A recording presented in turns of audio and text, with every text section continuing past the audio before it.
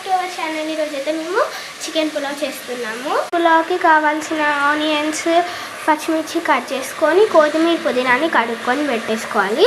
ఆ తర్వాత చికెన్ని కూడా నీట్గా కడుక్కోవాలి. ఈ చికెన్ కొంచెమే ఉందన్నమాట. ఓన్లీ మా మమ్మీ నా కోసం చేస్తుంది.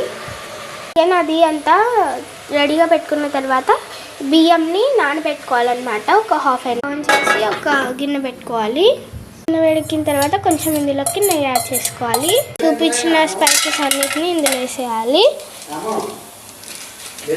స్పైసెస్ని కొంచెం లైట్గా వేయించుకోవాలి. ఆ తర్వాత చిల్లీస్ వేయాలి. ఆ తర్వాత ఆనియన్స్ కూడా వేసి లైట్ అండ్ బ్రౌన్ కలర్ వచ్చేంత వరకు వేపుకోవాలి. తర్వాత బాగా పండిన టమాటోని ఇట్లా పీసెస్ లెక్క కట్ చేసుకోవాలి. ఇందాక నా కోసం చేసుకుందని చెప్పాను కదా, యాక్చువల్గా మరి నాటుకోడి పులుసు నేను తినని చెప్పేసి నేను పలావ్ చేసుకుంటున్నాను.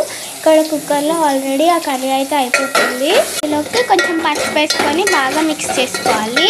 పచ్చి వాసన పోయేంత వరకు లైట్గా ఇలా ఫ్రై చేసుకుంటూ ఉండాలి. ఇది మగ్గిన తర్వాత మనం జింజర్ పేస్ట్ వేసుకోవాలి.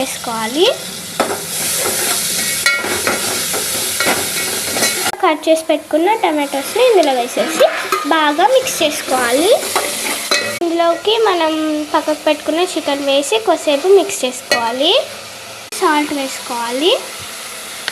ఇప్పుడు ఈ సాల్ట్ వేసుకున్న తర్వాత ఇదంతా మంచిగా కలుపుకోవాలి.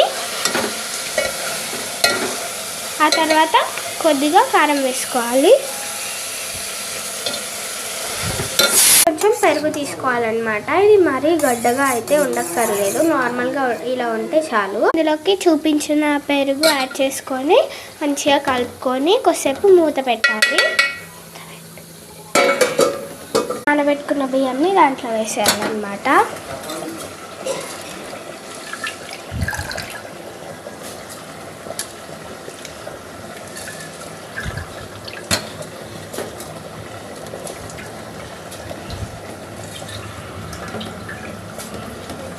సో వేసేసాం కదా, దీన్ని ఇప్పుడు లైట్గా కలుపుకుంటూ ఉండాలి.